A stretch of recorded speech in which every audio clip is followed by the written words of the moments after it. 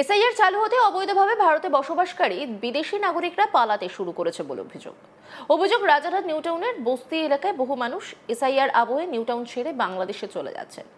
নিউটাউনের এখানে প্রায় 1000-এর উপর ঝুপড়ি ঘর রয়েছে। সেখানে রাজ্যের বিভিন্ন প্রান্ত থেকে মানুষ এসে বসবাস করছেন কাজের আশায়। ঠিক তেমনই বাংলাদেশ থেকেও বহু মানুষ এসেছেন বলে অভিযোগ। কিন্তু এসআইআর ঘোষণা হওয়ার পর থেকে অনেকেই চলে গিয়েছেন রাতারাতি। আর এই বিষয়ে জানতে আমাদের আজ তাক বাংলার প্রতিনিধি ঘটনাস্থলে পৌঁছয়। আর তারপরই এক বাংলাদেশের দেখা মেলে। ক্যামেরার সামনে আসতেই তার পরিচয় জানা যায়। তিনি নিজের মুখে বলেন যে তিনি বাংলাদেশি। আজ তাক বাংলার সামনে সরাসরি তিনি তার পরিচয় জানান।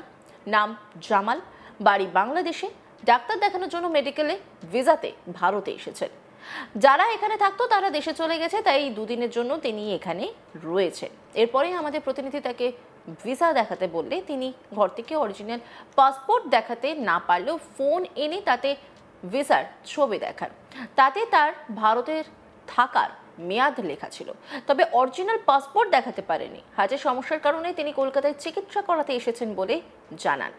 এরপরে তাকে প্রশ্ন করা হয় যে তিনি কি ঘরে একাই রয়েছেন। সেই বিষয়ে তিনি বলছেন তিনি একাই আছেন, তবে ঘরের ভেতরে কাউকে কথা বলতে শোনা যায়।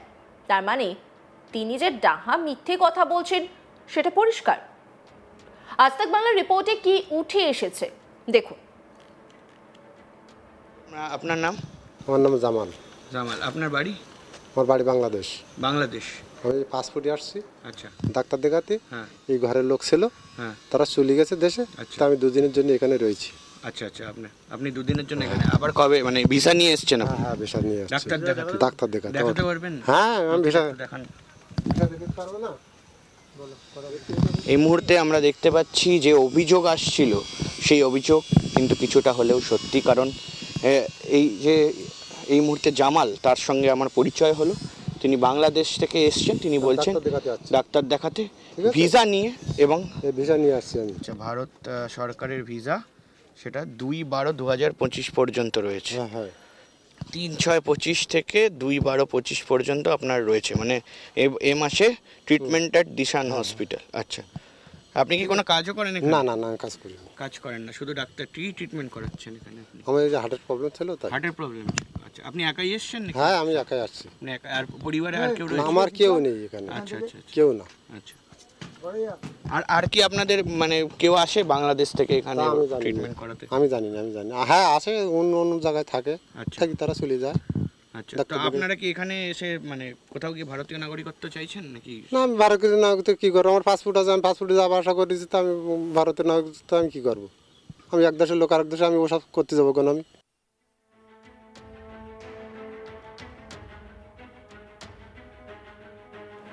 এসআইআর ঘোষণা হওয়ার পর থেকে আতঙ্ক ছড়িয়েছে রাজ্যের নানা প্রান্তে। নিউটাউনের এই এলাকার স্থানীয়দের দাবি, কয়েকদিনের মধ্যেই বহু বাংলাদেশি পরিবার রাতারাতি এলাকা ছেড়ে চলে গিয়েছে।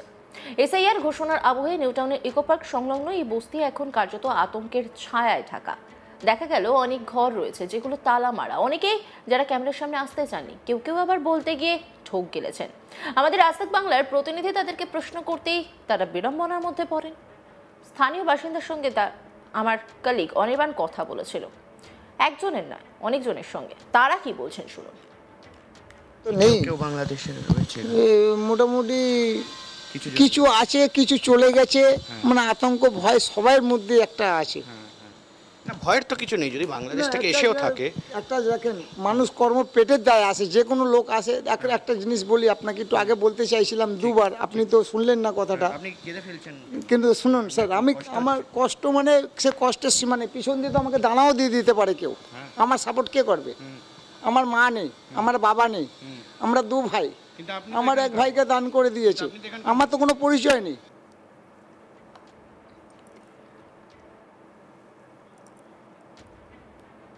আমরা অনেকে অভিযোগ করছেন যে এইখানে যারা বাংলাদেশি রয়েছেন তারা এসে থাকেন, সেটা কি অভিযোগটা কি সত্যি? দেখুন, এ তো মানে শুধু আমি কেন, সবাই জানে যে কি হয় না হয়। শুধু আমি বলে তো কিছু করতে পারবো না, আমার একার কথায় তো কিছু হবে না। সেটা তো আমি ওসব বলতে নারাজ, কেন আমি আমার মতন রয়েছে এইটুকুনি জানি। আমি এখানে 32 বছর আছি, এটুকুনি জানি। আর কোনো আমি আর এর থেকে বেশি কিছু বলতে পারবো না। হ্যাঁ, আমাদের 32 বছর আমি এখানে কন্টিনিউ রয়েছি। অভিযোগটা যেটা আসছে সেটা সাময়িক হলেও সত্যি। অভিযোগ যখন সবাই যখন করছে, সত্যি হতেও পারে। সেখানে মালদার এক দম্পতির খোঁজ মেলে। যুবক জানান যে তাদের বাড়ি মালদার হরিশ্চন্দ্রে। তাদের কাছে সমস্ত বৈধ নথিপত্র রয়েছে, সবাই বাবা মায়ের কাছে রয়েছে, কাজের সুবাদে তারা কলকাতায় থাকে। রাসেল তিনি কি বলছেন শুনুন। বলছি আপনার বাড়ি কোথায়? আমার বাড়ি মালদা, হরিশ্চন্দ্রপুর। হ্যাঁ, হরিশ্চন্দ্রপুর। হরিশ্চন্দ্রপুর। আর আপনার পূর্বপুরুষরা কোথাকার? সব মালদার। মালদার না বাংলাদেশ? মালদার।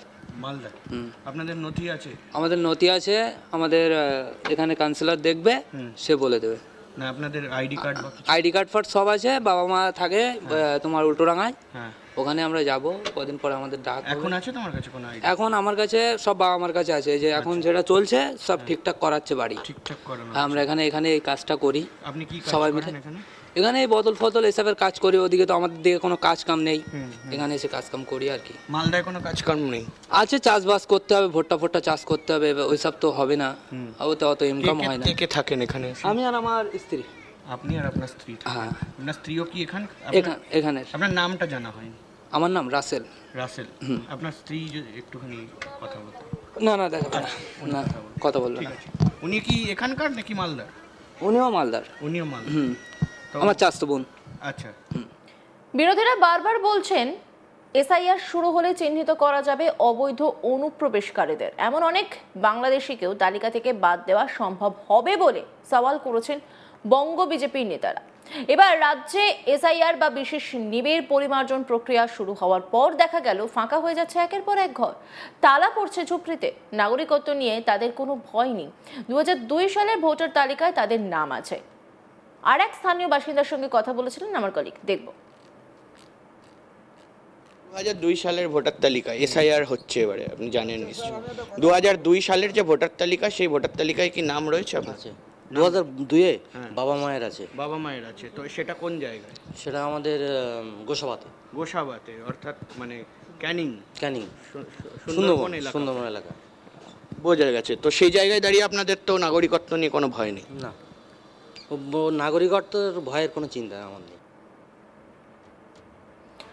রাজারহাট নিউটাউনের বস্তি এলাকায় বহু মানুষ এসআইআর আবহে নিউটাউন ছেড়ে বাংলাদেশে চলে যাচ্ছেন। নিউটাউনে এখানে প্রায় 1000-এর ওপর ঝুপড়ি ঘর রয়েছে। সেখানে রাজ্যের বিভিন্ন প্রান্ত থেকে মানুষ এসে বসবাস করছেন কাজের আশায়। ঠিক তেমনই বাংলাদেশ থেকেও বহু মানুষ এসেছেন বলে অভিযোগ। কিন্তু এসআইআর ঘোষণা হওয়ার পর থেকে অনেকেই চলে গিয়েছেন রাতারাতি। আর এই বিষয়ে জানতে আমাদের রাস্তাক বাংলার প্রতিনিধি ঘটনাস্থলে পৌঁছয়। আর তারপরে এক বাংলাদেশির দেখা মেলে। ক্যামেরার সামনে আসতেই তার পরিচয় জানা যায়। তিনি নিজের মুখে বলেন যে তিনি বাংলাদেশি। অন্যান্য খবরের আপডেটের জন্য অবশ্যই নজর রাখুন আজ তাক বাংলার ইউটিউব স্ট্রিমিংয়ে। লাইক, কমেন্ট, শেয়ার এবং সাবস্ক্রাইব করতে ভুলবেন না।